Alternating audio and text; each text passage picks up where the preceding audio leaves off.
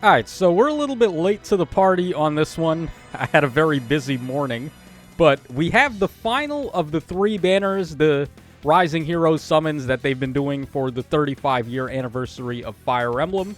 So we could have already deduced which units were going to be on this one if we had just, like, removed all of the units that were on the previous ones, which I guess those previous banners are already gone. Oh, wait, no, it's just because they have so many of the daily rerun banners running that it takes forever to scroll through here. They need a better way to scroll through banners. Instead of going, like, one by one, we could just show an entire banner list, and then you click on the banner you want to go to. So this was the Rising Hero number 2, and then the Rising Hero banner number 1 is all the way over here. So there we go with that, and then we're getting tickets for this constantly. I don't know if I'm going to do a video dumping all my tickets on this, but there are actually some key units you may want to try to get in there. But anyways, the focus of today's video is going to be Rising Hero banner number 3. So we're going to take a look at the list of units here and see if any of these colors are worth going for. So we're going to start things off with red, which has 4 heroes on it.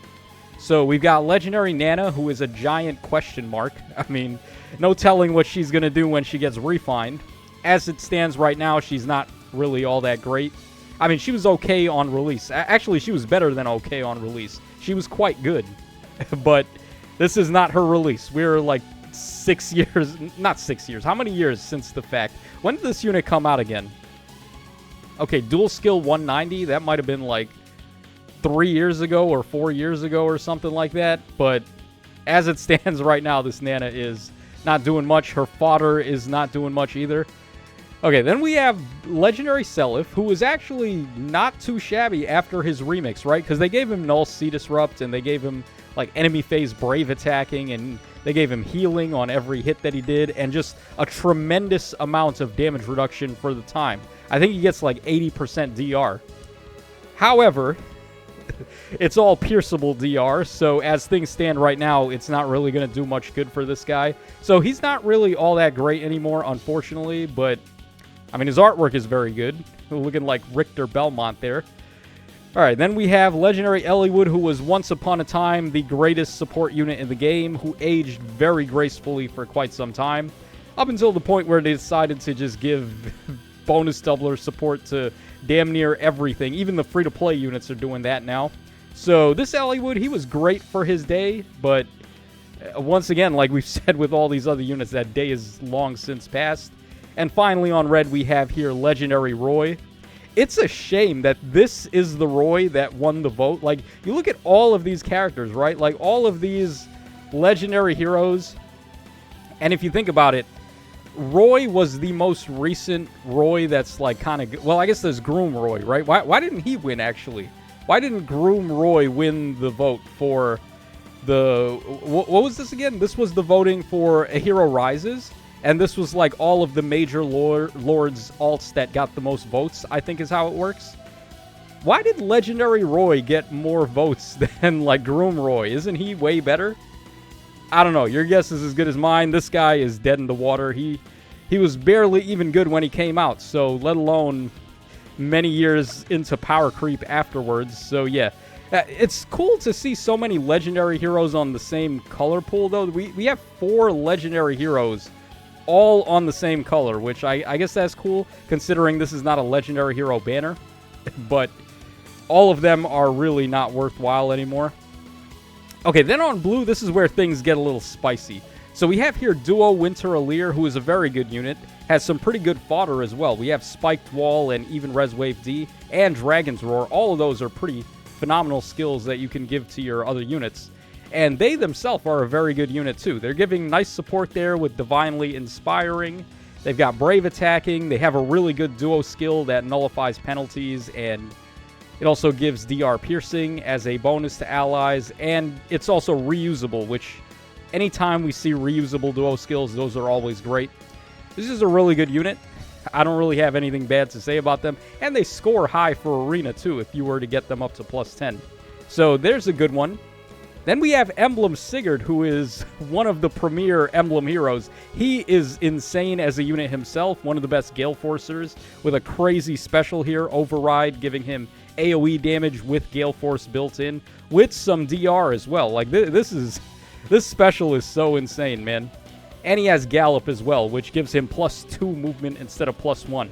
So Sigurd is very good. His fodder is very good. He's got Attack and Defense XL, Fatal Smoke, which has made a resurgence once again because of how many Miracle Effect units are popping up now.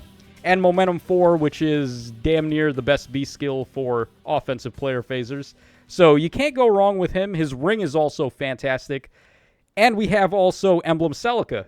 So, dude, blue is really strong on this banner. This is a crazy blue pool. And if you don't have any of the Emblem heroes that we see here, this is a good chance to try to get them. Okay, so Emblem Celica also has solid fodder. She's got Resonance and Verge of Death, which are both okay. Infantry Null Follow-Up is okay as well, I guess, but it wouldn't be my primary choice of C-skill at the moment. But Celica's great. Her ring is really good, and then even though her player phase potential isn't the craziest, she still hits hard enough that she can still take certain things out, and you can make her life a whole lot easier by giving her the right supports. Like, she really appreciates King Freyr, or not King Freyr, Tree Man, right? Like Groot, what do I call it? Lay Radar? That dude who inflicts Assign Decoy on the enemies and then forces the wrong unit into tanking this Celica, which is very beneficial for her. So she could be great with that. And then also Legendary Sakura with the amount of reach that Celica has. Her being able to reach in with her pass and warping, attack something, and then Kanto all the way back with the Legendary Sakura support is very good. So I have no complaints about her. All right, then on green, we have also 4 units on green by the looks of it. So we have Attuned Erica, very good, very premier attuned hero because she has Null C Echo. Probably the best infantry echo skill overall that you can go for. I mean, we have been getting more good ones, like we got Tempo Echo and Lull Echo, which I think both of those are very good as well. But if you're building an Omni tank, Null C Echo is basically the best choice. And you also want to give Null C Echo to 2 of the other really good attuned heroes, Tamara and the attuned Sheeta. So, very good to stock up on that. Distant Bonus Doubler has seen better days because of how many effects neutralize bonuses right now, but it's still good. Still a great way to get stats and distant counter. And then Times Pulse 4 is just done. Bro, they gave us like 50 variants of this skill, and all of them are better than the last. So, Times Pulse, not really what we're going for anymore. She also has Gust, which is pretty good though. So, overall, very good fodder unit. You can use her as an Omni tank as well, I guess, if you want to. She doesn't really work out the best, though, because she's trying to pull off the Vantage strat, which isn't really the best way to try to tank anymore. But with the right support, I have seen Erica put in work, so it's not like she's completely done. But, yeah, mainly you'd be using her for a fodder pull, which she is a very good one. Okay, then we also have the Attuned Lilina here. Very good attuned hero. Or not attuned, arcane hero. That's what I meant to say. So Arcane Lilina's got a great weapon. Good for all of your other green tomes to inherit. It's basically just the Arcane Blood Gang with different flavors. All of those like recent arcane skills have been doing similar stuff to this.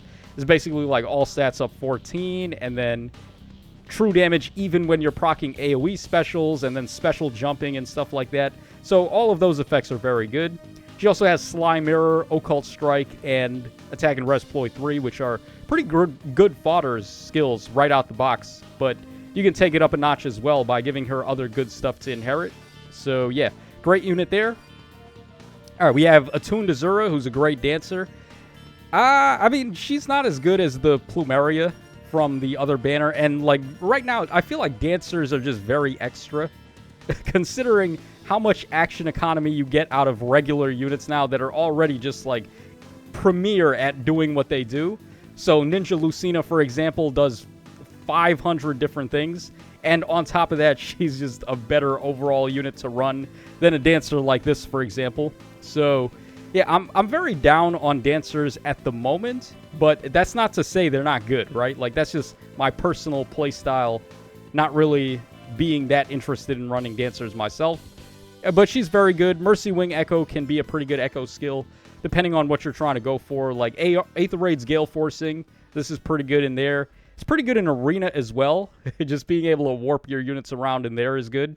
And it has no restrictions, so you can give this to pretty much anyone. very good for an Echo skill. And she's got Firestorm boost, which is good, but the rest is not really all that good. Cantrip is... I don't even know why this is a skill, man. Like, they went ahead and made gold border cantrip skills, and they didn't even make them as good as the...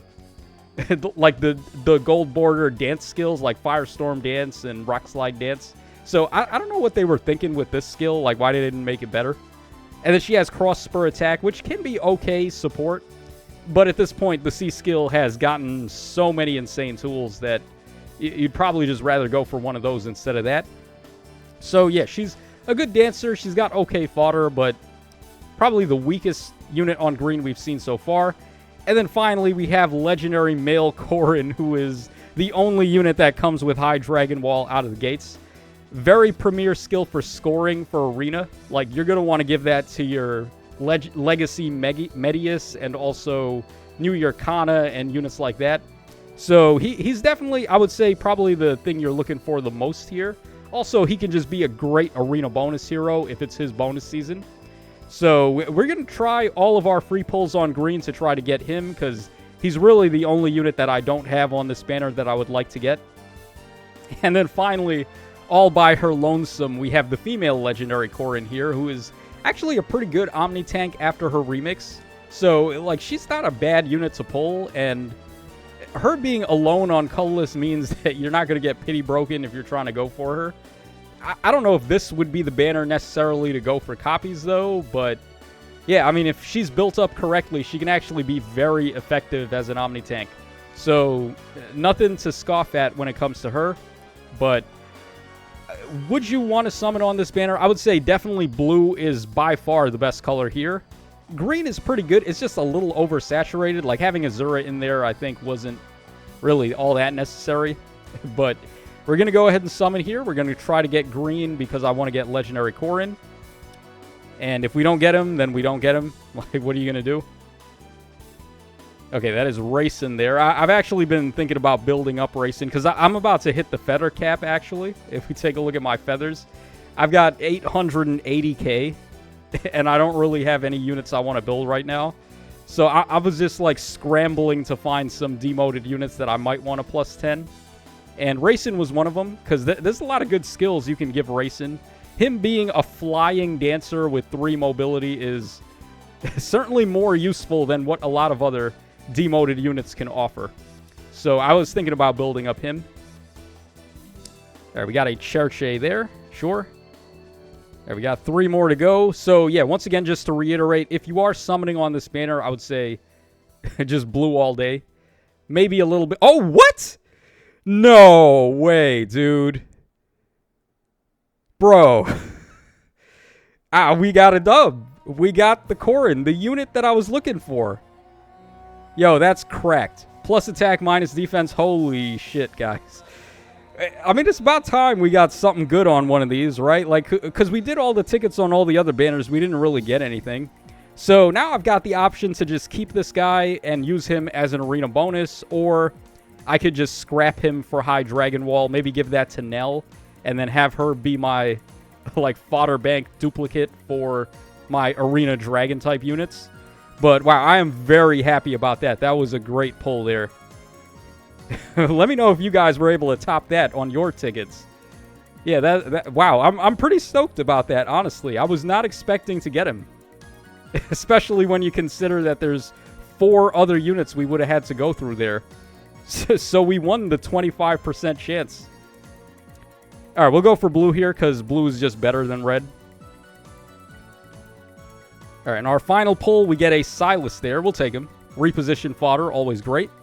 So, yeah, let me know what you guys were able to do on your pulls on this banner. And I don't know if you would want to go in up to the Spark. Maybe if you're missing both of the Emblem heroes and you're trying to just, like, get all the rings, then maybe then go up to the Spark and, like, try to get both of them. But if not, then I would say definitely you can go ahead and skip this. All these units are returning units. It's not like there's anything new in here. So if you've been keeping up with the meta or keeping up with your pulls, then you probably don't need anything in here, honestly. Unless you're just trying to get, like, fodder or whatever. But yeah, that's going to wrap us up for this one, guys. Hope y'all enjoyed the video. And I will catch y'all again on the flip side.